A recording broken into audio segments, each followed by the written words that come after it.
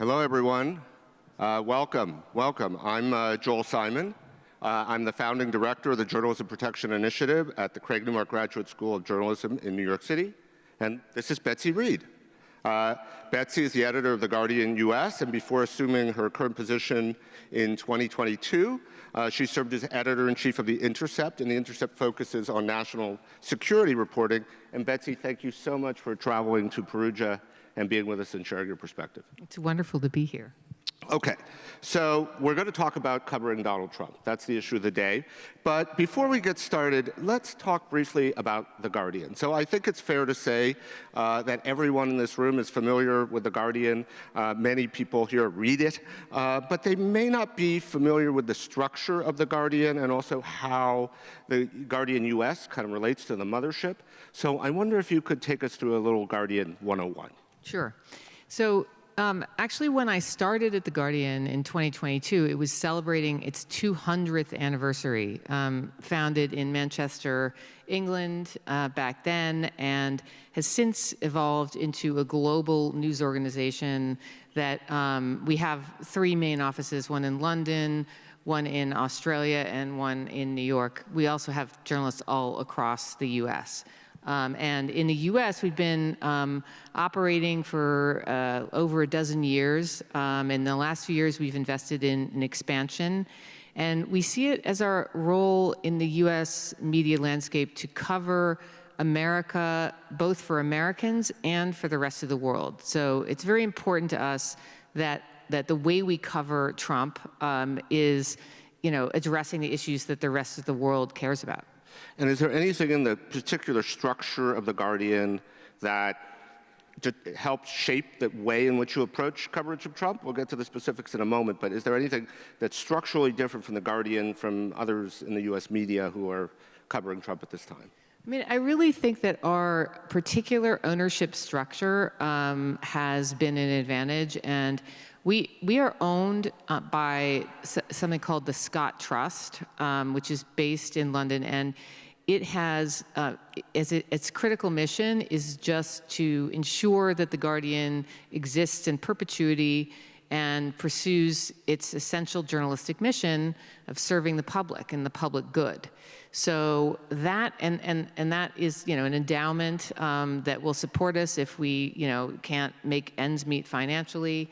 And that is an enormous advantage just in general, because we're not subject to the same kinds of pressure from corporate owners that might be, we've seen in several cases in the US, corporate owners intervening, and both intervening in the actual journalism and coverage of Trump because of the business relationships that they have, and also out of concern that they need regulatory approval for a major corporate merger or something like that. So you think this structure gives you a greater latitude, greater independence, a different kind of relationship to your audience. I should say it's not completely unique. I mean, there are privately owned, there's the New York Times, right, and others that have, also have a strong ownership structure. Okay, so let's talk a little bit about Trump and the challenge that you're facing. So I think it's fair to say that prior to Trump's election in 2016 and during his first term, there was this incredibly robust debate, shall we say, about how journalists should cover him, and his constant outrages that were part of the landscape. They were, of course, newsworthy, but many critics claim that by covering them, the media both amplified and legitimized his campaign and ultimately his presidency. And then during the 2024 campaign, there was criticism that the media had sort of cleaned up some of his ramblings, making them sound like policy proposals, and the term that was used to describe this was sane-washing. But now that Trump is president, there's no question that his actions have enormous consequences for people in the United States around the world. And while he traffics in outrage, that's clear, do you think there is still a debate about how the media should cover Trump, or is there some sort of consensus? And how do you at The Guardian think about this? Well, I would definitely say there's not a consensus. Okay. We have a very sort of fractious culture in the U.S. on these issues. I do agree that the media has made mistakes, particularly in the run-up to the 2016 election. I think that there was this sort of breathless coverage of Hillary's emails, and he just wasn't taken seriously as a candidate. People just kind of brushed off a lot of the things he said that were deeply alarming. So, but I think that the media in general learned from that and did not really repeat those mistakes in 2020. I mean, many media organizations, including The Guardian, ran extensive series on what is at stake. That was our mantra. We were just absolutely, obsessed with making clear what was at stake in this election. What does it mean that he has made an essentially very open deal with oil industry executives? If they gave him $1 billion, he would reward them by, absolutely eviscerating all environmental standards and climate agreements. And, so we were really focused on that.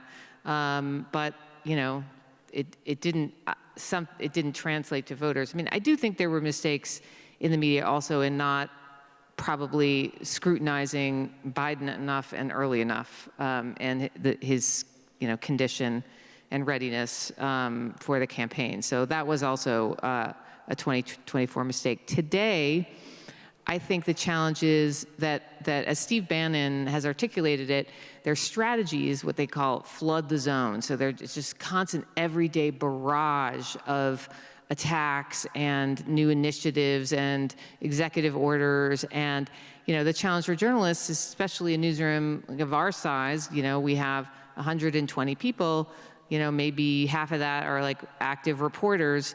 You really need to make choices, where are you going to put your energy? Yeah, so let's talk about that. There is a fire hose. There's a fire hose of information. I mean, it seems to me that there are three strategies that Trump uses to manage the information space. One is the more active repression, the lawsuits, the denial of access. The other is the efforts to delegitimize and undermine the work of the media. And the third is just to overwhelm. Right, with a constant barrage of news. Flood the zone with, I think the full quote is flood the zone with shit. This is an adult audience, so we can say that. So how do you make coverage decisions in that climate? These newsworthy events are happening, and yet that you're also being manipulated in some way. So what news judgment do you apply? I mean, I also think readers feel overwhelmed, and you have to be aware of that. So, I mean, on some days, there'll be 5 or 10 things that are all very newsworthy and important to cover. And you can't just decide you're not going to cover half of them. But instead, you decide, pick 1 or 2 that you can do a sort of deep look at and cover the others in a more, in a sort of shorter format. We really place a big emphasis on explanatory journalism and contextualizing the news and making it clear to people, why is it significant that Trump and under him ICE, the Immigration Authority, are systematically canceling the visas of individual students. In one case, over an op-ed that she co-signed in a student newspaper, and snatching her off the street and pulling her into detention for 3 weeks. That is just such a profound attack on so many values, so many constitutional rights and fundamental values of our democracy. So we have decided to put a lot of work into following that case and other cases like it. So if you could turn down the spigot just a little bit and give yourself a little more breathing room, what are the stories out there that you'd really like to cover? It's hard to say. That's a great fantasy to have. I know, but we're gonna indulge in fantasies for just 1 second. I mean, I am particularly, fascinated and appalled by these attacks on students, the attacks on freedom of speech, the use of the campaign against anti-Semitism as a sort of pretext for an assault on academic freedom, and then on the other side of it, the way these liberal institutions are responding in many cases to capitulate. And I would love to know as much as possible about what are the discussions going on within those institutions? Like, why are these decisions being made? And also to elevate the stories and voices of people who are standing up. There are examples of that too. Right. More and more, I think it's, there are stirrings of a sense that actually capitulating isn't really an option. That it seems like maybe initially, we can kind of mollify Trump by doing this, this, and this. What happens then is that they just ask for like 10 more things. Mm-hmm. And that's the road to destruction of our democracy. Well, we're going to get to that in a second, because I particularly want to talk about the media's role. But let me just ask you, if there are stories that you and other news organizations are not able to cover, to get out into communities, deploy journalists in the way you would like to visit communities that may be not represented in the mainstream media, or to probe Elon Musk and his role. I mean, there's been plenty of reporting on that, but I think there's more to do. Or look at these institutions. Can we acknowledge that this flood the zone strategy is working to some extent, or would you push back against that? Well, I mean, I think that we have managed, generally, newsrooms have managed to cover, the significant new initiatives initially. But I do think that just because of a lack of capacity, we haven't been able to fully follow through on, okay, what does it mean that they're taking all of these keywords and deleting vast amounts of data that have been collected over, the last century around gender equity, race, the disparate impact of certain policies, like on students, on racial and gender lines, environmental justice, environmental racism. The EPA has now dismantled, all of its apparatus. They've fired everybody who had anything to do with looking at the disparate impact of pollution on communities of color. So what is happening in these communities? We need to be there. We need to follow that. We need to tell those stories. It can be hard when you're making resource decisions to allocate enough people to go do those stories. Okay, so let's talk a little bit about this response of the media to this threat. And you've been outspoken about what some people have called anticipatory obedience on the behalf of media owners. You even used it in a kind of fundraising campaign, which I should point out was extremely successful, right? Pointing out that the Washington Post, owned by Jeff Bezos, had basically pulled back an editorial endorsing Kamala Harris. The Los Angeles Times did the same. And you spoke about this publicly. So what are you seeing more broadly in terms of the response of your peers in the U.S. media in response to these attacks and these threats? I mean, I think so far it's a mixed bag. I certainly wouldn't say that the media and the journalistic establishment has broadly capitulated. There's a lot of really important journalism, tough journalism being done at places like the Washington Post still in the news pages. I mean, they made changes to the opinion section, but they're still doing great journalism in news. And the Times and many other places I wouldn't say that they've pulled back in tone or in the content of their reporting in general. I do think, though, that there are these high-profile cases where the Trump administration and some of his related business and media entities have come after individual corporations like CBS and ABC, and settlements have been made. CNN, there was a settlement. There isn't a settlement yet in the CBS case, but they're in settlement talks. And this is around the Trump administration's allegation that CBS deceptively edited a video of Kamala Harris during the campaign. So these are cases that are all, we would have previously just laughed at them, though, they're clearly frivolous. But the Trump administration has pursued them in this very, strategic way of they're bringing them in certain jurisdictions where they know the justices will be very conservative, the juries will be conservative, and the companies may have a merger that they're trying to get approval for, and that now the new head of the FCC, Brendan Carr, has made it very clear that he is going to be a major leader of the Trump administration's war on media. So I mean, I do think that but those are more like corporate decisions. I think in all of those cases, the actual journalists involved have the right values and commitments. They don't want to see this happening. And what do you, I mean, you described some of the landscape, but we can add to that, the battle that AP is waging to get access to the White House press pool. They want a legal victory. A First Amendment case that was brought, I think it was decided yesterday. That's big news, but certainly that battle is not over. There were hearings on defunding NPR. As we know, VOA and other U.S. government-funded media have been defunded, and they're legal battles raging over that. What do you worry about as the editor of The Guardian, responsible for your staff and your team of journalists? What are the risks that most concern you in doing the work that you do? So, I knew you were going to ask this, so I made a list of the things that I worry about. I didn't surprise you with that question. There are 6 categories. I'm sure there are more that I didn't think of, but one is these defamation cases, which we are being sued by the Trump media organization. Both of those suits are ongoing. One of them involved our picking up of a wire story from Reuters that had an error in it that was immediately corrected, but we have not managed to get that dismissed. And then another area that we and others are aware of is the sort of regulatory environment that I mentioned before.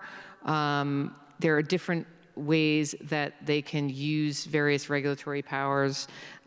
They can go after nonprofit newsrooms, their nonprofit status, that gives them some leverage.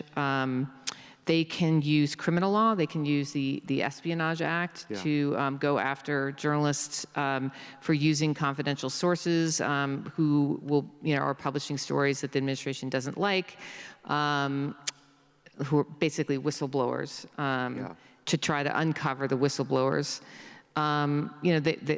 There's challenges to access. There's what happened to the AP.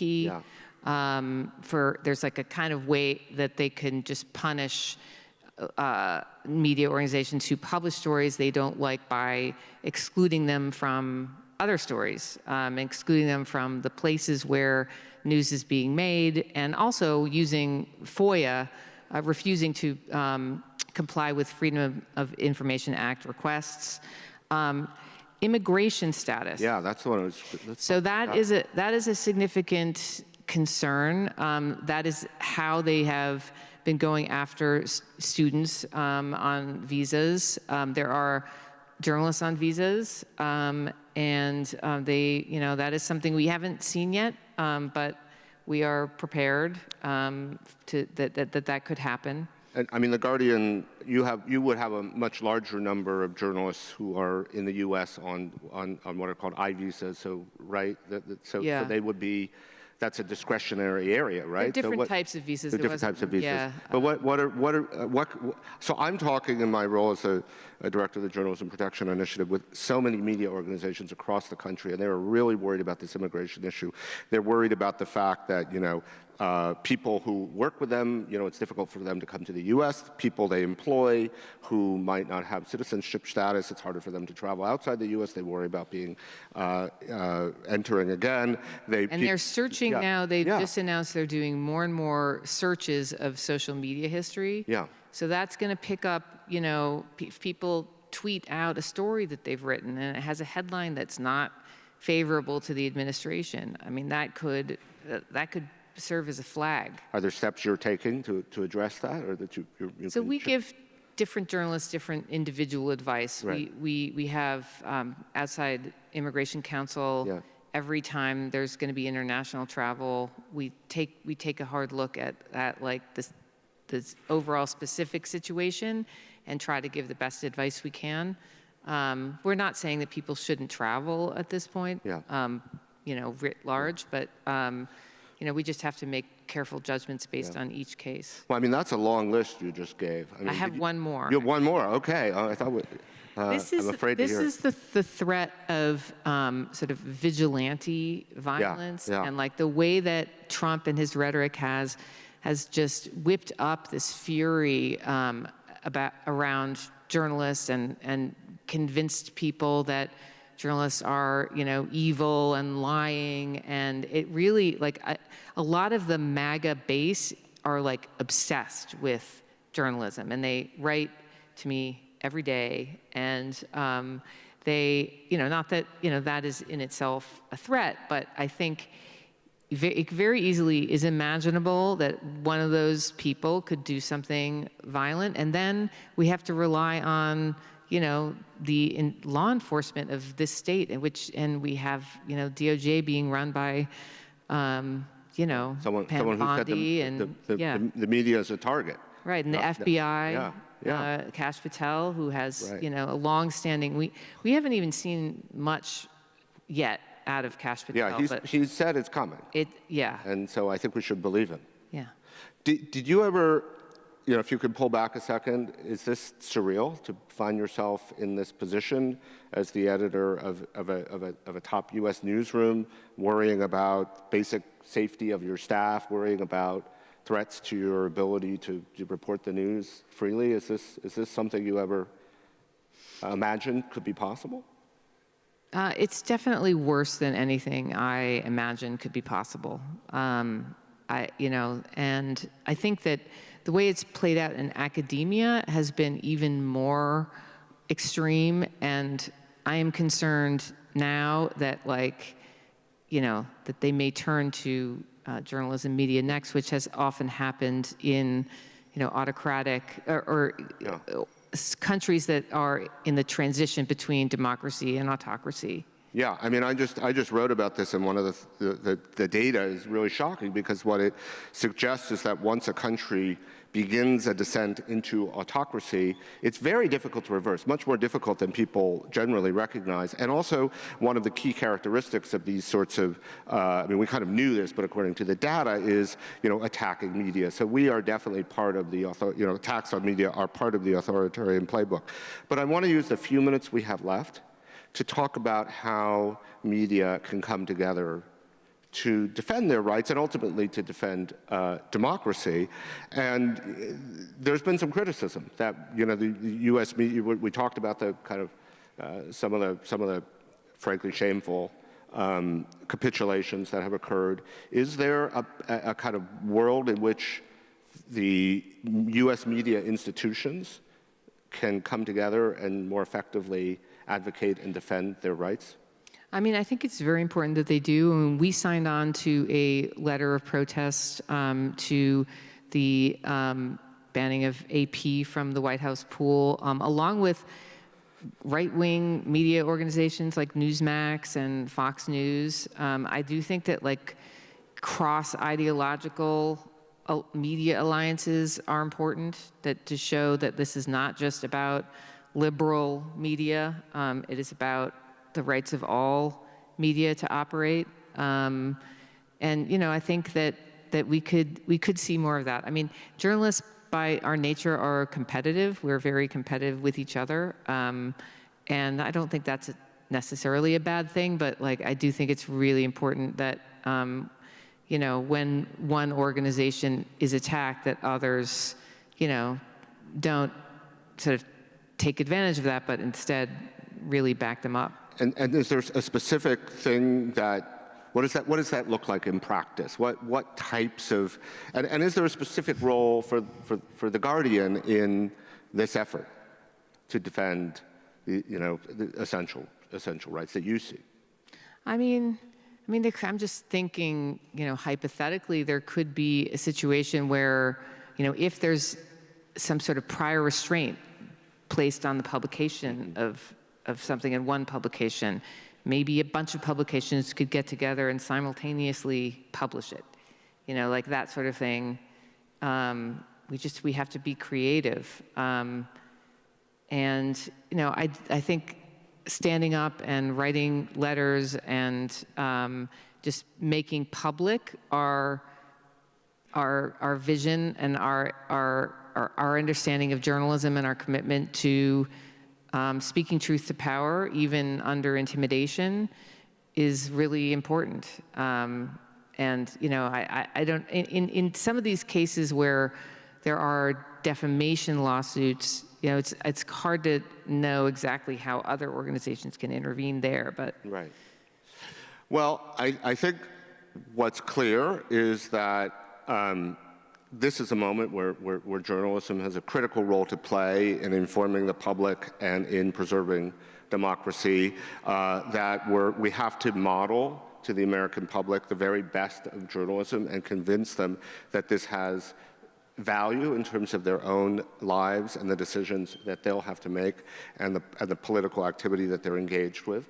And I want to thank you, and as a loyal reader of The Guardian, I want to thank The Guardian for its coverage, and Godspeed. Thanks, you so Joel. much, Betsy Thanks, Reed. everybody.